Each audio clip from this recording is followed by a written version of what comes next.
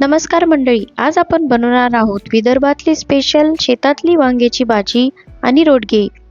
सर्वात आधी आपण तेल टाकलाय आणि कांदा परतवायला ठेवलाय, कारण आपण 500 लोकांचा स्वयंपाक करतोय। नंतर अद्रक, लसण, काजू, बदामची बारीक पेस्ट टाकली आहे आणि कोथिंबीर आणि टमाट्याची प्युरी टाकली आहे। त्यानंतर आपण टाकणार आहे गरम मसाला, हळद, तिखट, धने पावडर, जिरा पावडर आणि मीठ। आता मसाल्याला असं छानपैकी तेल सुटलं आहे। त्याच्यानंतर आपण याच्यात बारीक चिरलेली ताजी वांगी टाकणार आहोत। 5 मिनिटं परतून घ्यायचं आहे आणि मग शिजायला पाणी टाकायचं आहे। आलू वांग्याची भाजी सुहानी, विदर्भाची ही जनता दिवानी। ते आपण गवऱ्यांच्या जाळामध्ये आपले रोडगे परतून घेणार आहोत।